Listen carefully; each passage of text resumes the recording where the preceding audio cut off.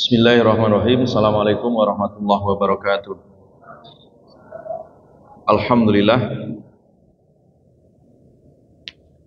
Wassalatu wassalamu ala Rasulillah Muhammad ibn Abdullah wa ala alihi wa ashabihi wa man sara ala najihi ila yaumil qiyamah wa la haula wa la quwwata illa billah. Allahumma anfa'na bima 'allamtana wa 'allimna ma yanfa'una wa zidna ilma, amma ba'd. Baik, kita lanjutkan surat At-Taubah ayat 5 ya. Sebagaimana kemarin kita jelaskan, ketika membaca surat At-Taubah di awal surat itu tidak diperkenankan membaca basmalah ya. Tetapi kalau di pertengahan ya atau di akhir tidak ada masalah ya. Kita lanjutkan ya. Qala ta'ala Fa'idhan salakhal ashhurul hurumu faqtulul musyrikina haitsu wajadtumuhum. Fa'idhan salakha, fa'idha maka ketika insalakha telah keluar, ay kharaja keluar, al ashhuru al hurum, bulan-bulan haram. Bulan-bulan haram itu bulan apa?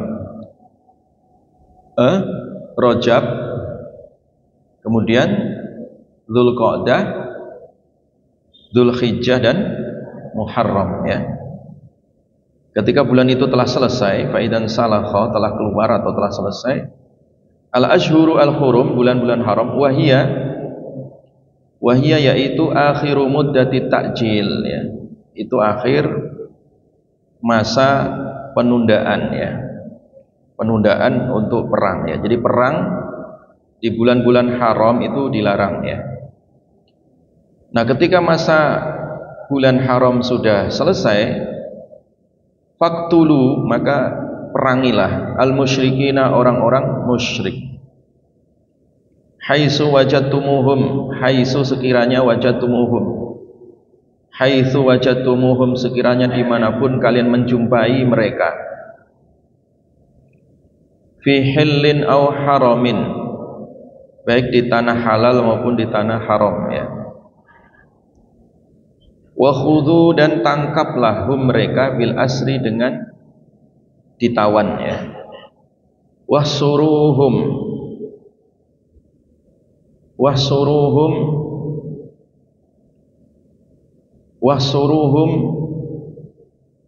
dan uhsuruhum, wa khudhuhum dan perangilah ya, atau ambillah hum kepada mereka, bil asri dengan ditawan ya. Wahsuruhum dan seranglah hum mereka, fil qala'i. Al qala' itu maknanya benteng ya, benteng pertahanan. Wal husuni, dan benteng militer. Jadi al-qala' itu dulu ya, para ahli strategi perang itu biasanya benteng-benteng ditaruh di perbatasan ataupun di atas bukit ya. Itu al-qala' ya. Al-husun itu biasanya markas ya, markas militer ya. Hatta, jadi baik mereka itu di benteng pertahanan maupun di markas militer, seranglah mereka. Hatta yattarru ya. Hatta yattarru, sampai mereka terdesak ya. Ilal qatli, untuk dibunuh, awil islami, atau masuk Islam ya. Waq'udu, dan duduklah kalian, mengintai maksudnya ya. Dan duduk atau mengintailah kalian, lahum, untuk mereka, terhadap mereka orang-orang musyrik, kullal marsad, dengan penuh pengintaian. Jadi mengintai musuh ya. Kulla marsadin ya, kulla marsadin, dengan penuh pengintaian.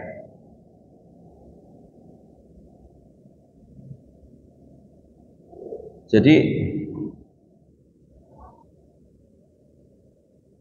Ayat ini bicara tentang persiapan ya umat Islam ya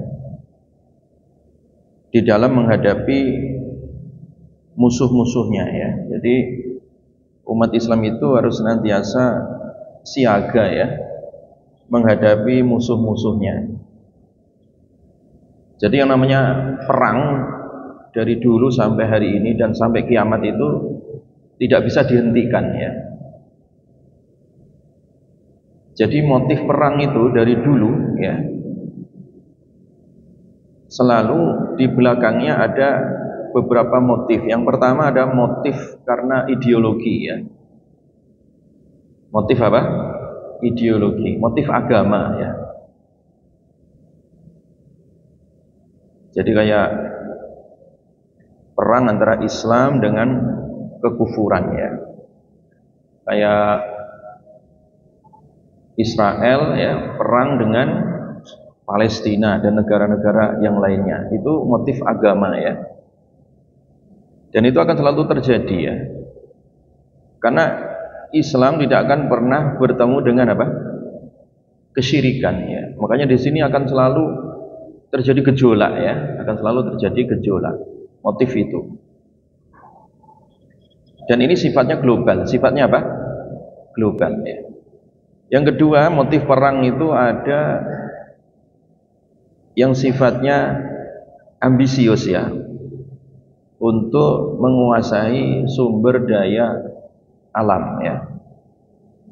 Entah karena motif minyaknya atau karena dulu Belanda menjajah Indonesia, motif rempah-rempahnya ya, sumber daya alam Indonesia yang begitu subur dijajah. Ini negara-negara yang kuat menjajah yang lemah. Begitu teori perangnya begitu ya. Jadi dua motif inilah yang menyebabkan pergesekan ya di sepanjang zaman ya. Tetapi dalam Islam ya, motif perang itu adalah jihad fisabilillah ya. Motifnya adalah apa?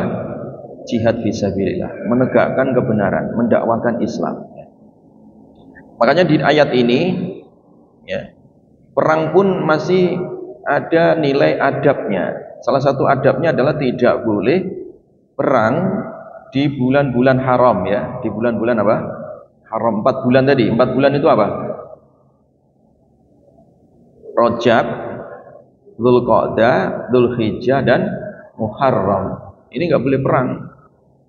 Orang-orang jahiliyah pun ngerti kalau di bulan ini mereka takut gitu, nggak boleh. Pantangan gitu.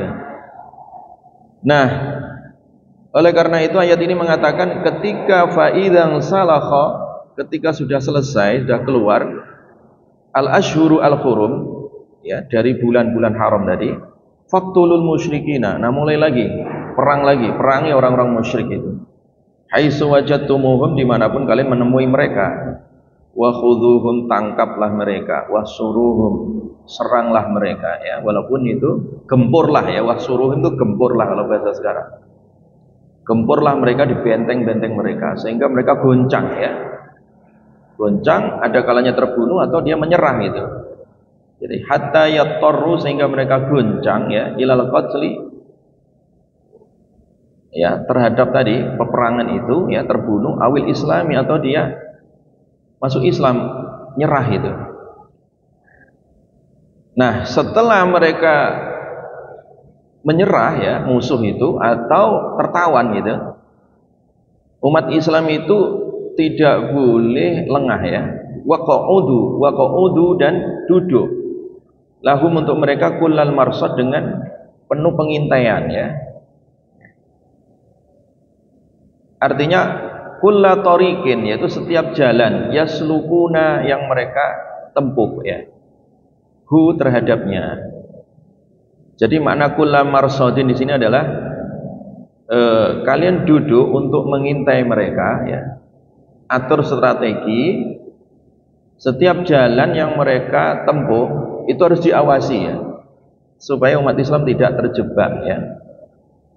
Jadi makanya di dalam Islam itu orang yang mengintai atau berjaga-jaga gitu ya di perbatasan, atau berjaga-jaga ya untuk mengintai musuh itu ya orang yang apa tadi, kedua matanya yang tidak sempat tidur tadi itu nanti diharamkan oleh Allah besok hari kiamat tidak akan tersentuh dari api neraka. Itu hadiah ya bagi orang-orang yang tadi mengintai untuk waspada supaya tidak ya ditembus oleh musuh ya. Maka perang itu selalu adalah pengintaian-pengintaian ya, baik secara manual seperti zaman dulu atau seperti kita sekarang ini ya. Coba kalian itu saksikan itu ya, perang ya di Timur Tengah ini sekarang ini ya, gejolak perang itu luar biasa ya. Bahkan dalam ramalan militer ini bisa jadi pecah perang dunia ketiga ya. Kalau perang dunia ketiga ini pecah ya, maka dampaknya juga terkena seluruh dunia gitu kan, termasuk Indonesia itu kena. Maka oleh karena itu umat Islam senantiasa waspada gitu ya. Dan harus punya kekuatan militer tadi. Kalau zaman dulu mungkin perang secara manual ya, muka ketemu muka ya. Kalau sekarang perang-perang intelijen ya, perang sistemnya sekarang udah canggih ya. Kadang orang nyerang nggak usah pakai manusia, pakai drone ya, atau pakai sistem komputer ya, atau menggunakan senjata pemusnah massal, atau sekarang nuklir ya. Ini kalau dua kelompok ini ya, kelompok Zionis dan kelompok Islam yang pro terhadap Islam ini, yang perang saat ini di Timur Tengah, kalau masing-masing nanti mengeluarkan senjata pamungkas alias nuklir, ya sudah tamat ini, bumi tamat ya.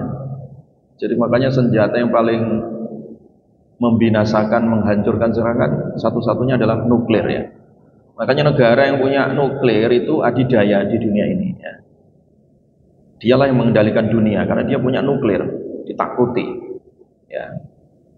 Makanya sekarang ini umat Islam ya harus senantiasa tadi waspada, melihat dari segala penjuru keadaan-keadaan saat ini maupun esok dan masa depan ya. Karena namanya dunia itu akan senantiasa bergejolak selama terjadi ya pergesekan ideologi, selalu begitu ya.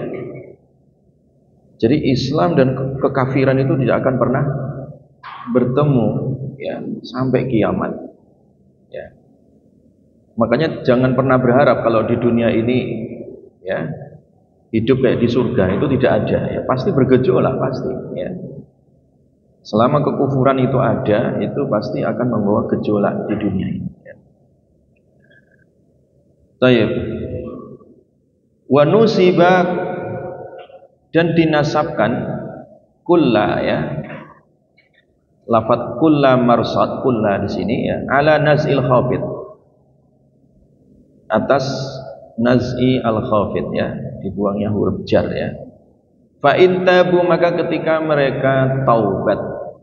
Jadi kalau orang-orang musyrik tadi taubat minal kufri, dari kekufuran, wa aqamus salata, dan mereka menegakkan as-salata, salat, wa atau zakata, dan mereka menunaikan zakat, fakhallau ya, maka lepaskanlah sabilahum, jalan mereka. Jadi kalau mereka orang-orang musyrik ini taubat ya dari kekufurannya, alias dia masuk Islam. Kalau udah masuk Islam, mereka nyerah ya, masuk Islam, menegakkan sholat, menunaikan zakat, ya sudah, jangan diganggu jalan mereka. Wala tata'arradu, dan jangan mengganggu kalian lahum, untuk mereka. Innallaha, sesungguhnya Allah, ghafurun, maha pengampun, rahimun, maha penyayang, liman, bagi orang taba yang telah bertaubat. Jadi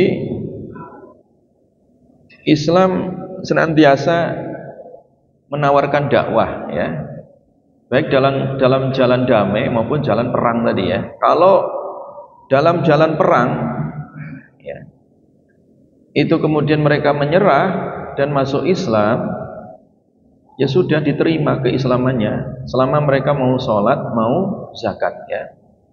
Allah mengampuni mereka ya. Tetapi kalau mereka kalah dan menyerah tetapi tidak mau masuk Islam ya, mereka tertawan ya, atau mereka membayar pajak ya, membayar jizyah. Sebenarnya pajak itu asal muasalnya untuk para tawanan ya, orang-orang kafir yang ditawan di bawah negara Islam ya. Mereka nebeng di negara Islam ya, dengan cara membayar apa? Pajak ya. Jadi pajak itu asal muasalnya itu untuk orang-orang Majusi atau untuk orang-orang Yahudi ya, atau Nasrani yang tertawan gitu, atau mereka melakukan perjanjian damai, tidak akan makar, tidak akan memberontak di bawah kendali khalifah ya, atau negara Islam ya, sehingga mereka tidak diganggu ya. Itu asal muasalnya seperti itu. Taib, akibatillah yang diberkahi oleh Allah Subhanahu wa taala ya. Jadi itu bentuk ya ketika bermuamalah dengan orang-orang musyrik ketika perang ya, dalam keadaan apa? Dalam keadaan perang ya. Nah, kalau dalam keadaan damai, muamalah kita terhadap orang-orang musyrik itu menerapkan ya dengan akidah al-barra ya, kita berlepas diri dari semua kesyirikannya, sehingga kita tidak boleh bertasyabuh ya. Tasyabuh itu menyerupai budaya agama mereka dari sisi pakaian, adat, budaya ya, atau tata cara ritual mereka, itu kita tidak boleh meniru ya.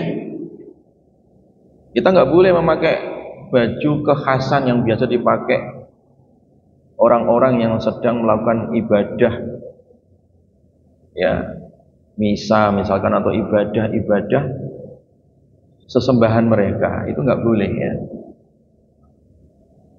Jadi tasyabuh namanya ya. Atau tidak boleh pula kita mencampur adukkan ajaran agama atau liberalisasi agama ya.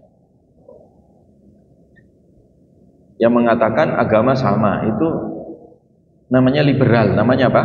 Liberal. Itu tidak dibenarkan. Atau tidak dibenarkan pula melakukan sinkretisasi agama. Sinkretisme itu artinya paham yang sekarang jadi idola di dunia global saat ini, yaitu mencari titik temu ya, ibadah-ibadah dari masing-masing agama. Namanya apa? Sinkretisme. Sinkretis ya. Salat misalkan ya, dicampur adukkan salat dalam Islam, salat dalam Kristen, dalam Buddha, dalam Hindu, dalam Majusi, Yahudi misalkan, dijadikan satu. Salat ya salat, tapi dicampur aduk begitu dari masing-masing agama. Itu namanya apa? Sinkretisme. Kayak salam ini loh, assalamualaikum, salam, om, apalagi itu sinkretisme namanya. Gak boleh. Paham kan? Kan pejabat-pejabat itu kalau salam pakai sinkretis itu ya, semua salam diapakan? Disebut. Itu tidak boleh ya. Nanti kalau kalian jadi pejabat, jangan lakukan itu ya. Gak boleh sinkretisme ya, mencampur adukkan dari ajaran-ajaran agama, dicari titik temunya. Atau sekarang lagi tren sholat untuk seluruh agama, namanya Bahaisme atau Bahaiyah. Itu pusatnya di Malaysia sama di sana di Israel. Itu ada tempat ibadahnya khusus ya yang menggabungkan dari semua agama. Namanya apa? Bahaiyah atau Bahaisme. Atau bahasa kampusnya namanya apa? Sinkretisme. Itu enggak boleh, haram ya, syirik itu ya. Masuk dalam apa? Kesyirikan ya. Jelas? Baik. Innallaha sesungguhnya Allah Ghafurur Rahim. Allah Maha Pengampun, Rahimun lagi Maha Penyayang. Liman bagi orang tabah yang bertaubat. Wa in ahadun dan jika seorang minal musyrikina dari orang-orang musyrik marfu'un ya. Wa in ahadun marfu' ya dibaca rafa bi fi'lin dengan fi'il yufassiruhu yang menafsirkannya. Istajaraka ay istajaraka meminta aman ya, istajaraka menyewa maksudnya meminta aman ya. Ka kepadamu ay istamanaka meminta aman kepadamu minal qatli dari pembunuhan. Fa'ajirhu maka berilah ia ai aminhu berikan keamanan kepadanya hatta sehingga yasma'a ia mendengar kalam Allah firman Allah ai Al-Qur'an yaitu Al-Qur'an. Summa kemudian ablig sampaikanlah hu kepadanya makmana tempat keamanannya ai maudhi'a amanihi tempat amanihi keamanannya wa huwa yaitu daru qaumihi rumah kaumnya in lam yu'min jika ia tidak beriman liyangdura supaya dia melihat fi amrihi di dalam urusannya. Jadi ayat yang berikutnya adalah muamalah dengan orang-orang musyrik ya di bawah tatanan negara Islam atau kekhalifahan ya. Itu cara muamalahnya adalah bagi orang-orang musyrik ya, bagi orang-orang kafir yang mereka menginginkan damai tinggal di satu negara di bawah kepemimpinan Islam ya, dan dia tidak memberontak, maka ketika mereka ingin aman tinggal di bawah naungan Islam, maka lindungilah ya. Jadi lindungilah. Jadi itu disebut dengan akad isti'man ya, akad keamanan. Jadi perjanjian antara negara dengan rakyat ya, yang rakyatnya tadi itu statusnya adalah musyrik di bawah naungan Islam, maka mereka bisa dilindungi ya, mereka bisa dilindungi selama tidak melakukan pemberontakan ya.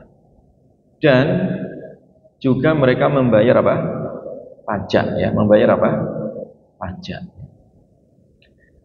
Dzalika yang demikian itu al-madzkur yang disebutkan bi annahum karena sesungguhnya mereka kaum la ya'lamuna yang mereka tidak mengetahui dinallahi agama Allah. Jadi kenapa tadi Islam melindungi orang-orang musyrik dan memberikan keamanan supaya mereka hidup di bawah naungan Islam dan mereka mengenal budaya Islam, mendengar Al-Quran, mereka mengetahui akhlak-akhlak kaum muslimin sehingga mereka itu tertarik gitu. Makanya umat Islam harus menampakkan akhlaknya di mata dunia ya. Jadi karena memang akhlak global Islam itu adalah rahmatan lil alamin. Jadi harus punya mental global ya saat ini. Nah, mental global itu namanya disebut apa? Rahmatan lil alamin. Tunjukkan kepada alam tentang keteladanan Islam sehingga mereka tertarik ya untuk masuk Islam. Dan sekarang juga sudah mulai terbukti ya dengan mental global rahmatan lil alamin ya. Mata dunia sekarang dibuka kekejaman Israel terhadap anak-anak, para wanita, dan tragedi kemanusiaan yang begitu kejam ya. Ini sekarang dunia mulai terbuka ya. Ya. Bahkan orang-orang kafir sendiri yang sebenarnya anti-Islam justru juga terbuka matanya ini. Yang namanya manusia itu tidak suka yang namanya kekejaman ya, kezaliman. Itu secara fitrah begitu. Makanya sekarang banyak orang-orang terbuka matanya untuk masuk Islam ya. Karena fenomena global saat ini ya. Kaifa, bagaimana ya? Aila, tidak. Bagaimana tidak? Yakunu adalah lil musyrikina, bagi orang-orang musyrik, ahdun, perjanjian, indallahi, di sisi Allah, wa inda rasuli, dan sisi rasulnya, wahum kafirun, sementara mereka adalah kafir, bihima, dengan keduanya, kafir kepada Allah dan rasulnya. Ghadirun, mereka menipu ya. Illa, kecuali alladzina, orang-orang ahadtum, yang kalian mengambil janji, indal masjidil haram, di sisi masjidil haram, yaumal hudaybiyah, yaitu pada perjanjian Hudaybiyah. Wahum, mereka itu adalah Quraisy, orang-orang Quraisy, al mustasnuna, yang dikecualikan, min qablu, dari sebelumnya. Famastaqamu, maka mereka tidaklah istiqomah, tidaklah lurus, lakum, bagi kalian. Aqamu, fama, diulang ya. Fama, maka apa saja, di sini mausul ya. Fama, maka apa saja, istaqamu, yang mereka istiqomah, lurus ya, lakum, untuk kalian. Ai aqamu, mereka menegakkan, alal ahdi, atas perjanjian, walam yanquduhu, dan mereka tidak mengingkari janjinya. Fastaqimu, maka istiqomahkan kalian, luruskan kalian, lahum, untuk mereka, berbuat luruslah untuk mereka, alal wafai, untuk menepati janji, bihi, dengannya, titik ya. Wa ma syartiyah ya, diulang ya. Ma di sini ma syartiyah ya. Jadi ma itu ada ma syartiyah, ada ma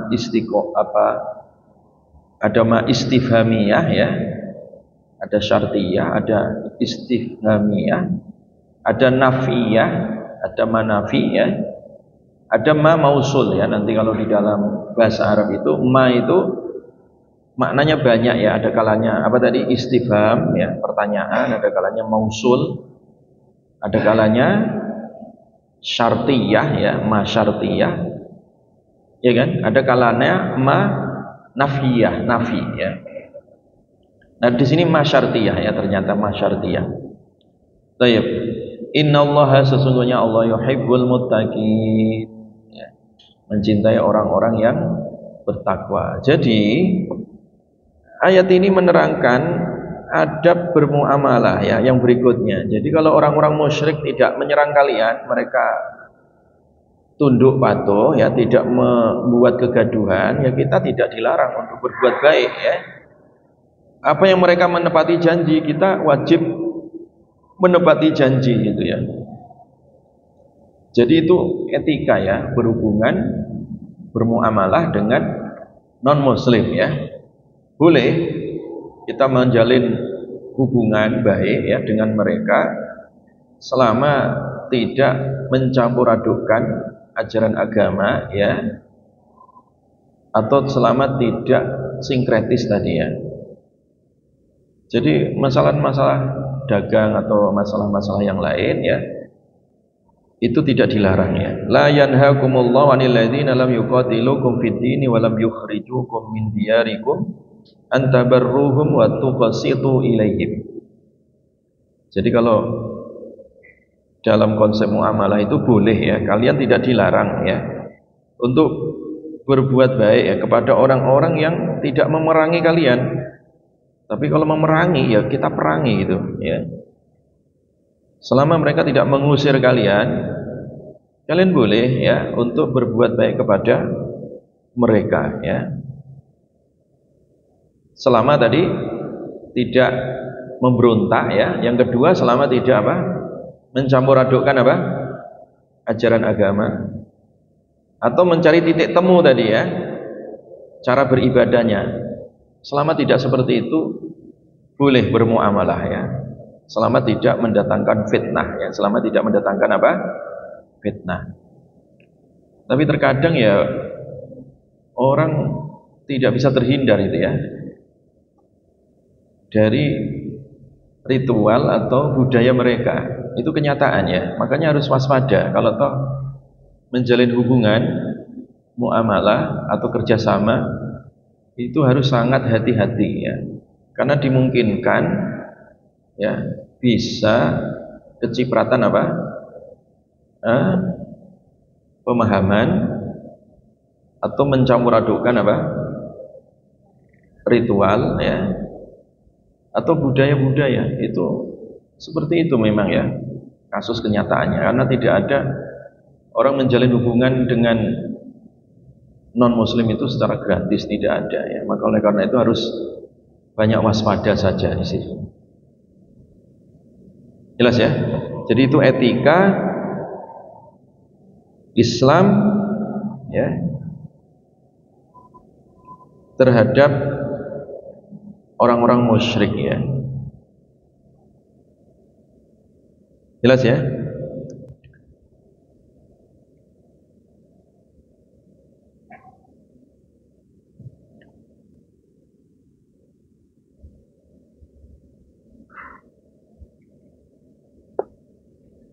Dan juga jangan kemudian ada unsur takzim ya. Takzim itu dielu-elukan ya, nggak boleh ya. Dipuja-puja nggak boleh. Atau sok toleran nggak boleh juga ya. Paus atau Paulus datang dicium tangannya itu haram ya, tidak boleh ya. Ya, dielu-elukan. Ada selevel orang juga ya, malah minta doa itu bayinya atau anaknya supaya diberkati. Tidak, itu mencampur adukkan apa? Agama.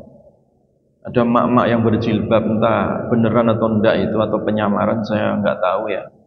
Curhat atau minta berkat itu enggak boleh ya. Enggak boleh. Itu namanya mencampur adukkan apa? Agama. Atau doa bersama bareng-bareng gitu. Doa lintas agama itu juga nggak boleh, paham? Kalau dialog boleh, diskusi boleh, dialog biasa gitu. Dan Ustaz sering kalau dialog dengan lintas agama itu, pernah juga kita dialog di Jakarta dengan tokoh-tokoh lintas agama. Ya. Dialog tentang masalah keumatan nggak apa-apa, dialog ya, tapi tanpa harus mencampur adukan agama. Dan ternyata ya, waktu beberapa bulan yang lalu ya, kita dialog dengan beberapa tokoh agama, Kristen, Katolik, Buddha, ya, Hindu, ya agama-agama kita lah di Indonesia ini kita dialog. Itu disepakati bahwa ya nggak perlu juga salam sampai dicampur aduk, mereka juga nggak suka gitu. Sampai juga kawin beda agama mereka juga nggak suka sebenarnya. Ya, hanya gara-gara itu tadi tokoh-tokoh liberal aja yang mencoba mencampur adukkan. Di Indonesia ini juga tidak sah kawin beda apa? Agama, dan itu udah final. Ya. Melalui rekomendasi MUI ya ke Mahkamah Agung dan juga sudah diputuskan, dan juga kesepakatan dari para tokoh-tokoh agama di Indonesia itu tidak boleh juga mencampur adukkan apa? Agama. Bahkan MUI juga sudah mengeluarkan fatwa itu bahwa liberalisme, pluralisme itu haram. Jadi tidak ada landasannya juga. Sehingga turunannya kalau ada orang mau mencampur adukkan agama dengan cara kawin beda agama pun di Indonesia hukumnya ilegal. Dia tidak bisa di KUA, nggak bisa, di pengadilan negeri juga nggak bisa. Ya. Lalu terus akhirnya kawin kemana Ustaz? Orang-orang pada kawinnya ke Singapura akhirnya yang beda agama itu. Ya. Jelas ya? Jadi mereka juga nggak mau sebenarnya di Indonesia ini agama Kristen misalkan kawin dengan Islam, mereka nggak mau juga. Yang Hindu dengan Islam juga nggak apalagi nggak mau. Ya. Jelas. Jadi tidak ada jalan untuk apa? Mencampur adukkan apa? Agama. Kalau toleransi itu artinya bukan mencampur adukkan, tapi tidak saling mengganggu, paham? Tidak saling mengganggu. Ya udah silakan, lakum dinukum waliyadi. Itu tokoh-tokoh agama, ya. Pertemuan kalau diskusi nggak apa-apa. Sampai yang saya heran itu ada seorang pendeta ya, Cina gitu, pendeta Cina. Dia punya gelar MAG. Saya kaget, MAG. Akhirnya ditanya dialog-dialog itu, ternyata dia Kristen ya, pendeta ya. Tapi ngambil S2-nya studi Islam. Dia belajar Islam, makanya kok gelarnya MAG. Ya. Kalau gelarnya MTH gitu ya, Magister Teologi, itu ada di dalam agama Kristen. Yang ada gelar MAG itu kan adanya di Islam. MAG itu Magister apa? Agama Islam atau Magister Agama. Oh, ternyata mereka juga pendeta belajar S2 apa? Studi Islam itu. Kok nggak masuk Islam? Ya Allah alam ya. Itulah kadang orang kalau belum dikasih apa? Hidayah. Jadi oleh karena itu tadi ya, kita bermuamalah dengan non-muslim tetap ada batasannya ya, batasan-batasan ideologi ya, yang tidak boleh dicampur aduk tadi. Dan juga tidak boleh saling mengganggu tadi ya. Paham ya? Wallahu a'lam bishawab. Untuk semester 3 kembali ke kelas ya, Zaki dan kawan-kawan ya.